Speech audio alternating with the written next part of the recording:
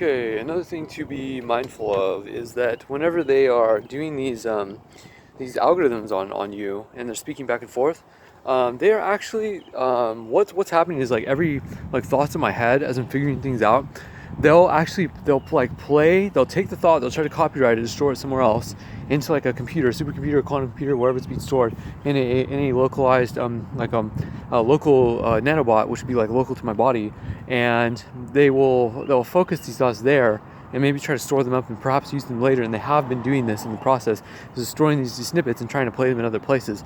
And simultaneously, right now, they're trying to attack me with some sort of like nasty image inside of my own head. And I don't have thoughts like this. Like I can tell the difference. I can think logically. I can reason through through things. And I know that I've not lost this portion of my partition of this partition of my intelligence.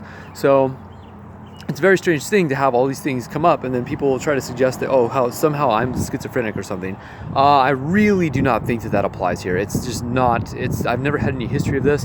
I've always been a very sharp thinker, and these people are attacking me because I happen to be very well versed in knowing about the different things that they do, and they don't want me to talk about them, perhaps. Well, it's not necessarily what I originally intended to go out of my way to do. It's just that it happened to turn into this because I got tortured and I got attacked by numerous people, and they're trying to steal from me. So I do have to seek my own survival, and I don't feel bad in using my skill sets to do this, which are numerous.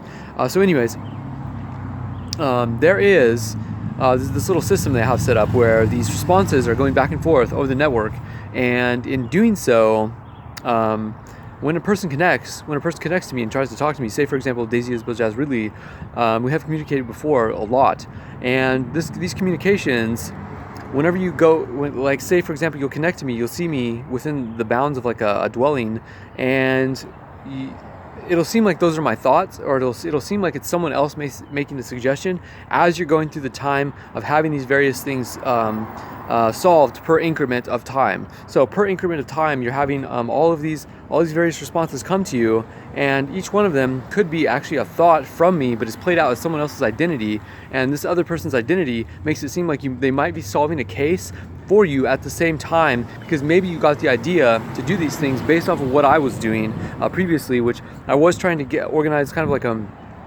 a girl, like almost like a woman's movement, or kind of like use my torture as a means to proliferate a woman's movement, a different type of woman's movement, because I was exposed to neural nets and the rape that has taken place over some of them, with the lack of discipline in their use.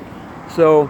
And this is really like high level authorizations here that have to be questioned, and those people moved to other positions at the very, very least. In other cases, sometimes these are connected to strings of homicides. So that's an entirely different thing. And I'm sure they use those for trafficking and so on and so forth. But you will approach me, you will communicate with me, and then you'll get these communicative pangings that are actually my thoughts, but it looks like someone else figuring it out, or it looks like a different insight coming from somewhere else, and it'll probably have an actual identity connected to it. So you probably get confused and think like, okay, well that person said this there, so let me follow the conversation, go that way, and look at this.